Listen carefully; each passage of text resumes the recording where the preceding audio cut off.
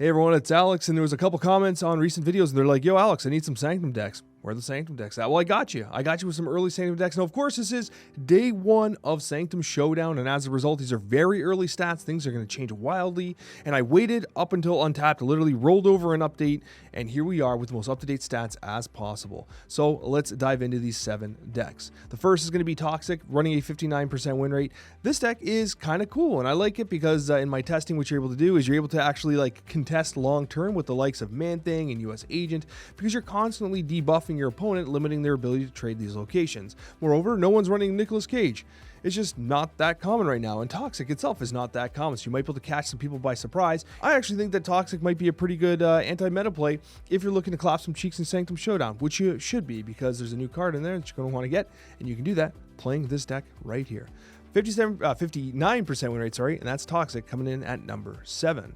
Number 6, it's Dormammu. And listen, Dormammu a couple OTAs ago did get buffed, and now Dormammu is seeing some play here. Now, what surprised me was that I was hoping to see a Lady Deathstrike version of Dormammu performing particularly well, but unfortunately people are putting a lot of power on the board early, and it looks like the LDS versions of these decks are actually underperforming this particular version. Now, what I do like about this deck, though, is it does feature the Uncle Ben, which is kind of neat, because if you skillmonger it with Uncle Ben, you might actually do a very disruptive play against your opponent. Getting that Spider-Man on the field of play and actually moving one of the targets is actually kind of cool, and it looks like this deck is performing pretty well at a 61% win rate.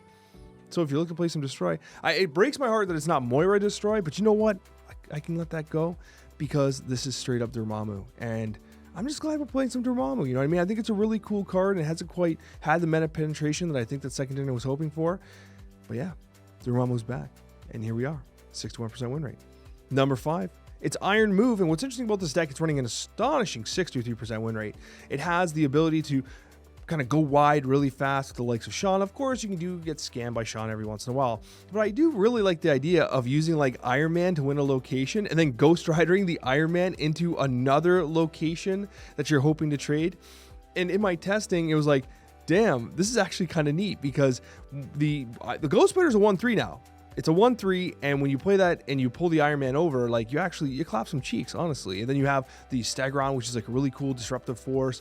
Miles Morales is often getting procs here. Then you have like really good value plays like Black Cat, and Nebula is really good in this mode, because if you're not contesting a location, she's just ticking upwards nonstop. And if you're in her location, then she's probably a massive card as it is, right? So really like the design of this deck, really innovative, and it's running a 63% win rate. Pretty cool, and relatively budget friendly on the whole. Going to number 4, we have a Darkhawk variation running a 63% win rate as well. This one here is running again, you have the disruption factor of like Stegron. I do love Cassandra Nova, because we're gonna be talking about like some Sauron decks which really don't want to get debuffed, right? And this deck does do that. Terrax the Tamer, one of my favorite cards that I don't play at all, honestly. I was gonna be like, one of my favorite cards. It's really not. I do like the card a lot. I just never really play it. But now I'm going to. We've got Sanctum Showdown. We've got a Darkhawk deck doing well. Heck yes, I'm going to be playing this deck. And I do think it's cool. We got a Galactus splash in here with Darkhawk.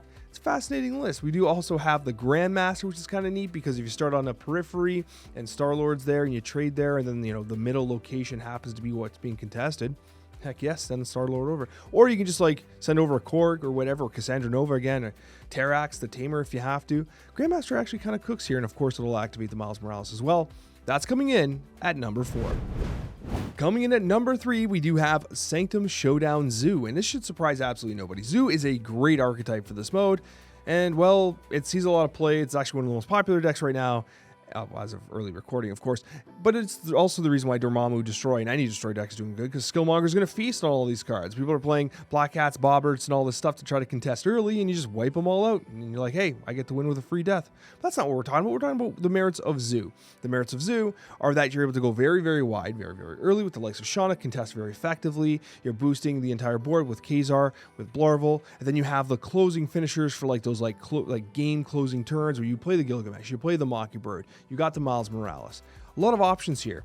You're contesting frequently, you're contesting early. The way I think about this deck in this particular mode, it feels like a Zergling rush for those that played StarCraft. This feels like you're rushing to the finish and then closing with the Mockingbird, closing with the Gilgamesh.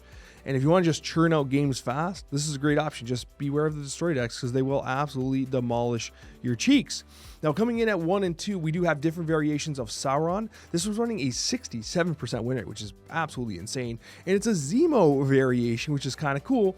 And the neat thing about this is that people are playing like really high-powered, inexpensive cards like Black Cat and stuff like that. So you're getting a lot of value here. Bobbert's another good option. And then you have just high-value cards like Star-Lord, Lizard, which is great in this particular mode. And of course, you have the Enchantress. Now, we're not seeing a lot of ongoing right now, but Enchantress, of course, is useful for turning off the Typhoid, the Star Brand, the Lizard, and etc. Red Skull if you have to.